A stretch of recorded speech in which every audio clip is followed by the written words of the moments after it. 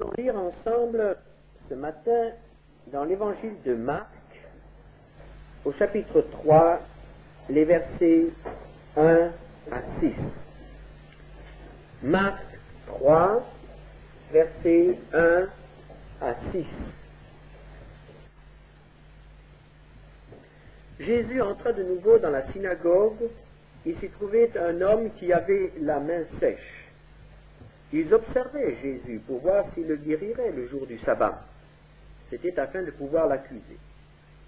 Et Jésus dit à l'homme qui avait la main sèche, « Lève-toi là au milieu. » Puis il leur dit, « Est-il permis le jour du sabbat de faire du bien ou de faire du mal, de sauver une personne ou de la tuer ?» Mais ils gardèrent le silence. Alors, promenant ses regards sur eux avec indignation et en même temps affligé de l'endurcissement de leur cœur, il dit à l'homme, « Étends ta main. » Il l'étendit et sa main fut guérie. Les pharisiens sortirent et aussitôt ils se consultèrent avec les Hérodiens sur les moyens de le faire périr. Cet événement se situe un jour de sabbat. Et, comme vous le savez, le peuple de Dieu se rassemblait en ce jour-là dans les synagogues pour entendre la parole de Dieu, lire la loi et louer le Seigneur par le chant des psaumes. Et Jésus se joint à ces hommes qui viennent pour louer Dieu et entendre sa parole. Car Jésus aime être présent là où sa parole est annoncée et où son Père est loué. Et Jésus ne vient pas seulement pour assister, mais, nous le savons, il vient pour bénir. Quand Jésus est quelque part, il ne veut pas rester inactif. Il veut agir, et agir pour le bien de ceux parmi lesquels il se trouve. Et la parole de Dieu nous dit qu'il venait pour enseigner. Il avait beaucoup de choses à dire à ces hommes qui étaient rassemblés ce matin-là dans la synagogue. Et il avait beaucoup de choses à leur donner. Et chaque fois que des hommes et des femmes se rassemblent pour entendre la parole de Dieu, il l'a promis, si 2 ou 3 se rassemblent en mon nom, je serai au milieu d'eux. Quelle promesse! Elle est valable aussi pour nous ce matin. Nous croyons que Jésus est aussi parmi nous ce matin. Il est parmi nous pour nous bénir, il est parmi nous pour nous enseigner. Il a beaucoup de choses à nous donner, beaucoup de choses à nous montrer. Il y avait là, dans l'assistance, un homme infirme. La Bible nous dit qu'il avait une main sèche, c'est-à-dire une main paralysée, une main qui ne servait à rien. Et pourtant, lorsqu'on considérait cette main, elle était complète. Il y avait tous les doigts, il y avait les os, il y avait les nerfs, il y avait les veines, il y avait la chair, il y avait la peau. Tout était là. C'était vraiment une main. Que manquait-il? Il manquait la vie. Il manquait l'activité. Il y avait quelque chose qui empêchait cette main de servir. Tout était complet, mais cette main était paralysée. Cette main était sèche. Elle ne servait à rien. Et une main qui ne sert à rien est un obstacle. Cet homme souffrait parce qu'il avait une main, mais c'était une main qui ne servait à rien. Et Luc, l'évangéliste Luc, qui aime les détails, les précisions, nous dit, dans Luc 6, verset 6, que c'était sa main droite qui était sèche. Ah, lorsque notre main droite est immobilisée pour une raison ou une autre, c'est une cause de souffrance, c'est un dur handicap. Et cet homme était handicapé par cette main desséchée.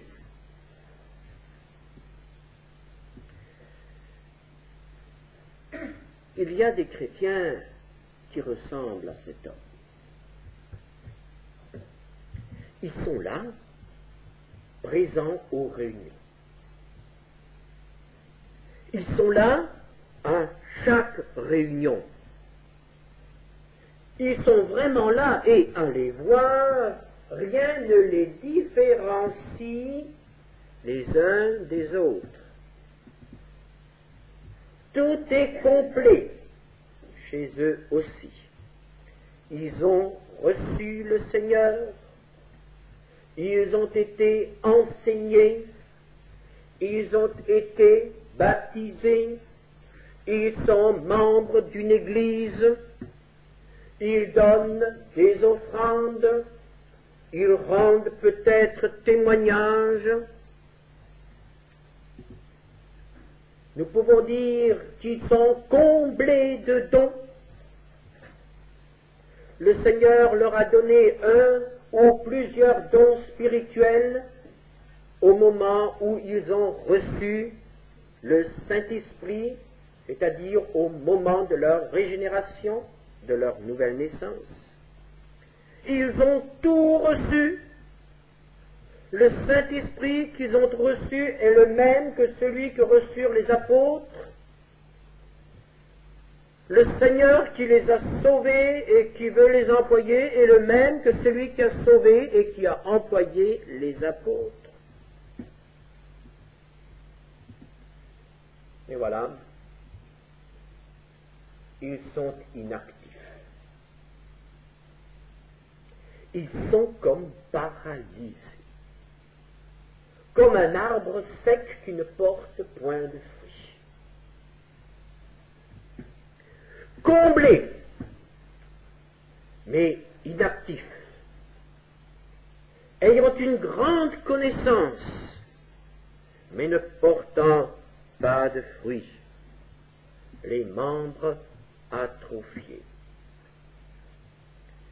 Le Seigneur prépare chaque matin pour ses enfants des œuvres qui doivent être accomplies dans la journée. Éphésiens 2, verset 10, nous sommes son ouvrage, ayant été créés en Jésus-Christ pour de bonnes œuvres que Dieu a préparées d'avance afin que nous les pratiquions. Et chaque matin, le Seigneur leur présente le programme de la journée, toutes les œuvres qui doivent être accomplies, toutes les occasions de le servir, toutes les possibilités de porter du fruit, d'être lumière du monde et celle de la terre. Les voici. Ils ont la main sèche. Ils ne peuvent pas saisir ces occasions. Ils les laissent passer les unes après les autres. Ce sont des occasions perdues, des grâces manquées. L'arbre continue à demeurer desséché, sans fruit, sans résultat pour le Seigneur. Frères et sœurs, est-ce que nous avons la main sèche? Est-ce que la main de la prière est active? Est-ce que la main de la libéralité est active? Est-ce que la main du cœur, la main de l'amour est active? Combien de frères et sœurs, combien de chrétiens ont les mains desséchées? Et voilà que Jésus se trouve là dans cette assemblée. Et voici qu'il se passe quelque chose dans cette assemblée. Les personnes qui étaient présentes connaissaient cet homme qui avait la main sèche. Il venait à la synagogue depuis des années et des années. On ne faisait plus attention à cet homme. Mais quand Jésus est présent, alors tout ce qui est sec, tout ce qui est anormal apparaît. Et immédiatement, Jésus et cet homme deviennent le centre d'intérêt de toute l'assistance. Chacun porte les regards sur Jésus et cet homme.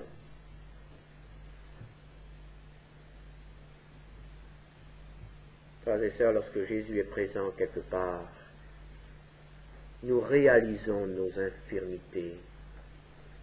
Nous réalisons ce qui ne va pas dans notre vie. Nos mains sèches apparaissent. Nous comprenons qu'il nous manque quelque chose. Quand Jésus est vraiment présent quelque part,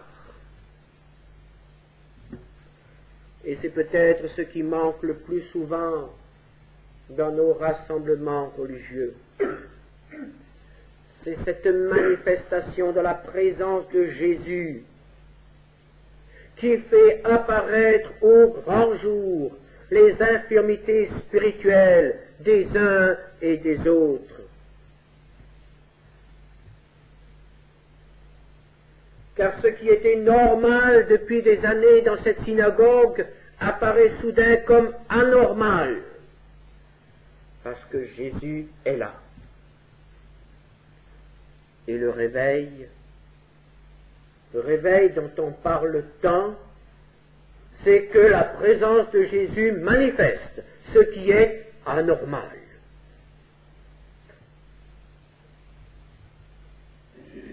Et alors, les gens pieux, les pharisiens dans l'assemblée viennent avec des questions. C'est quand même remarquable de voir comme l'homme s'est évité sortir des moments difficiles. Jésus est là, il veut faire quelque chose. Et les hommes pieux viennent avec des questions. Matthieu 12, 10. Est-il permis de faire une guérison le jour du sabbat? Est-il permis?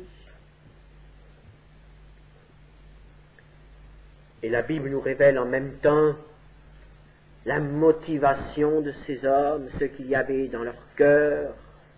Elle nous dit simplement, c'était afin de pouvoir l'accuser. Nos questions qui sont des accusations.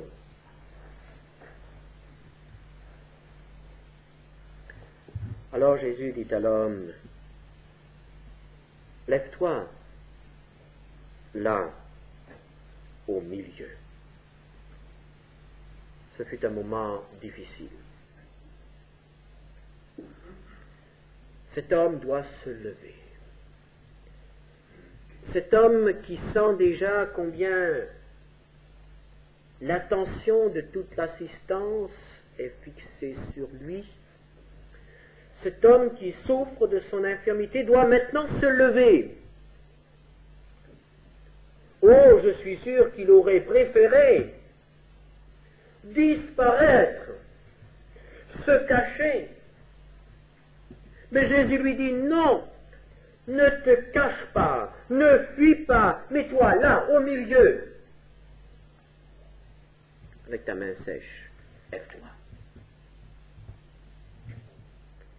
Et chacun doit maintenant se rendre compte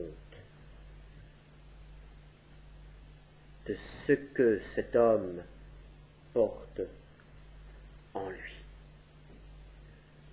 Chacun doit voir cette main sèche, cette main qui ne peut pas répondre aux exigences du Créateur, du Seigneur. Le Seigneur a créé la main pour que nous puissions nous en servir. Et cet homme avait une main qui ne servait à rien. Et toute l'Église, toute la synagogue doit réaliser la souffrance de cet homme. Rien de ce qui est caché ne peut rester caché dans l'Église. Quand Jésus est présent, cela doit se manifester. Et cet état, l'état de cet homme, exige un sauvetage. C'est ce que Jésus fait bien comprendre en posant une nouvelle question. Est-il permis, le jour du sabbat, oh, il reprend exactement les termes de ses accusateurs, est-il permis, le jour du sabbat, de faire le bien ou de faire le mal, de sauver une personne ou de la tuer? Cette main sèche exige un sauvetage, une intervention de Dieu. Guérir cette main, c'est faire du bien. Le laisser tel qu'il est, avec son infirmité, c'est faire du mal. Chers frères et sœurs, est-ce que nous réalisons que nous faisons le mal lorsque nous laissons un chrétien dans son infirmité spirituelle?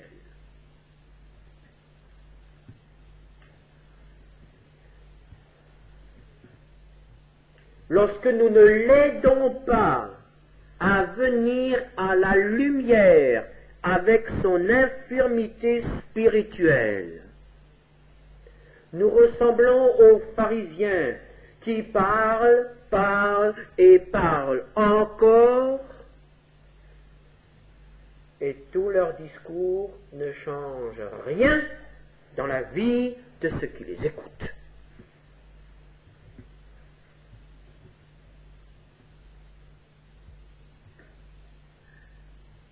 Seigneur Jésus n'est pas venu pour parler sans rien dire. Le Seigneur Jésus est venu pour sauver. Jean 3, 17, Dieu en effet n'a pas envoyé son Fils dans le monde pour qu'il juge le monde, mais pour que le monde soit sauvé par lui. L'homme à la main sèche ne doit pas se lever pour être jugé, il doit se lever pour être sauvé. Seigneur Jésus lui dit, étends ta main. Et là, nous avons une deuxième crise dans la vie de cet homme. Le Seigneur lui dit, étends ta main. Et je suis certain que cet homme aurait pu répondre, mais Seigneur, il y a tant d'années que j'essaye, peut-être tous les jours, peut-être plusieurs fois par jour, d'étendre ma main. J'ai déjà essayé tant de fois de faire travailler cette main, et je n'ai pas pu, et c'est la cause de ma souffrance. Oui, il y a des chrétiens qui ne peuvent pas surmonter certaines causes de stérilité spirituelle dans leur vie. Ils essayent, ils ne peuvent pas. Et voici que Jésus dit, étends ta main. Et quand Jésus dit quelque chose, alors tout change. Que doit faire cet homme? Cet homme doit maintenant vaincre la muraille de l'incrédulité et de son expérience qui lui dit, tu n'y arriveras pas, car tu as déjà essayé. Cet homme maintenant doit vaincre cette muraille d'incrédulité et doit à nouveau dominer cette main. Car si elle est sèche, c'est parce qu'elle ne répond pas à sa volonté. Et maintenant cet homme doit mettre sa main de nouveau sous le pouvoir de sa volonté. Je veux l'étendre. Et dans le service chrétien, dans la vie chrétienne, la volonté joue un très grand rôle. Il faut vouloir.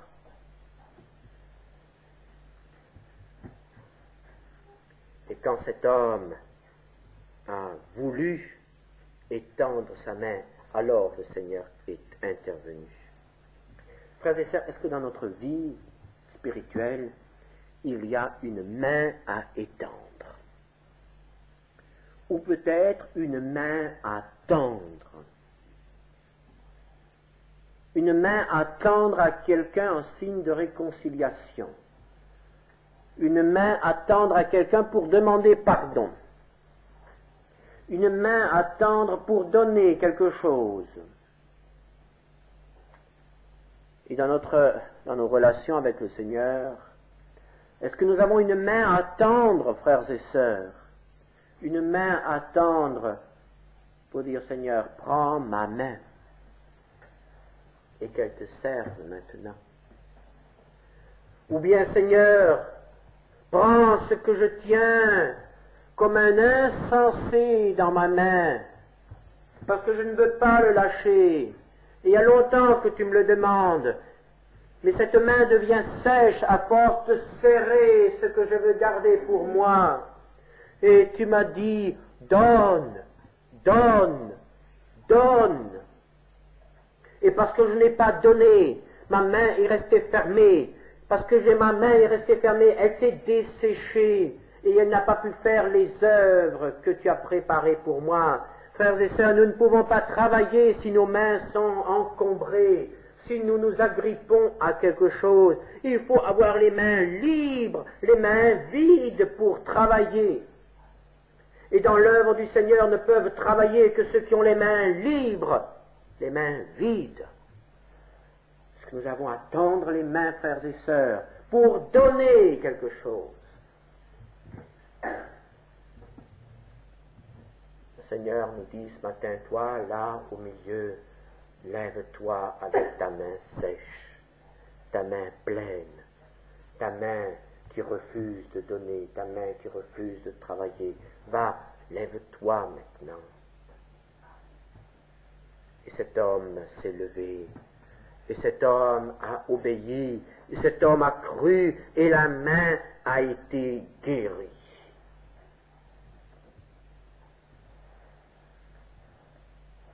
Laissons de côté notre expérience qui nous dit que nous n'arriverons jamais à surmonter tel ou tel trait de notre caractère, que nous n'arriverons jamais à faire ou à ne pas faire. Mettons toute notre incrédulité de côté et donnons la main, et tendons la main au Seigneur ce matin. Il y a bien des choses sèches dans notre vie qui peuvent être vivifiées, guéries, si nous lui permettons d'agir. Et maintenant revenons à ces hommes pieux, à cette élite religieuse, à ces hommes qui avaient une grande connaissance de la parole de Dieu. Regardons leur réaction. Alors que l'homme qui a la main sèche se réjouit parce que maintenant il pourra servir le Seigneur, il pourra vivre et travailler normalement. Alors que l'homme guéri se réjouit, ceux qui sont pieux et qui n'ont jamais rien fait pour lui sont dans la colère. Dès le début, ils étaient hostiles à Jésus. Dès le début, ils ont compris que Jésus allait faire quelque chose. Et ils étaient braqués contre lui. Et Jésus leur répond, « Lequel d'entre vous, s'il n'a qu'une brebis et qu'elle tombe dans une fosse le jour du sabbat, ne la saisira pour l'en retirer? Combien un homme ne vaut-il pas plus qu'une brebis? Il est donc permis de faire du bien les jours du sabbat. » Matthieu 12, 11 et 12. Et alors que lisons-nous? nous lisons que les pharisiens sortirent. Ils ne peuvent plus rester en présence de Jésus. Et ils se consultèrent avec les Hérodiens, leurs ennemis. Et quel est le but de leur consultation? Sur les moyens de le faire périr. Ces hommes qui s'étaient rassemblés pour louer le Seigneur quittent la synagogue et se rassemblent pour tuer l'envoyé du Seigneur.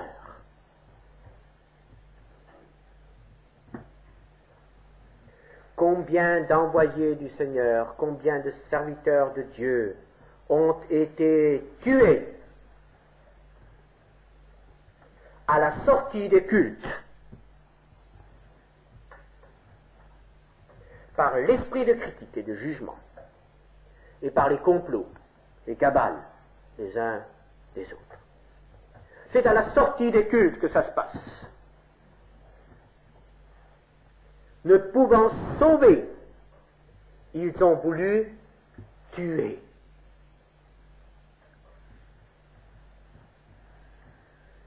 Et cela un jour de sabbat. Pour eux, c'était violer la loi que de guérir un homme un jour de sabbat, car ils considéraient cela comme travailler. Mais fomenter, créer un complot pour tuer un homme, ça c'était possible le jour du sabbat. Ce n'était pas travailler. Inconséquence de l'esprit de l'homme, du cœur de l'homme.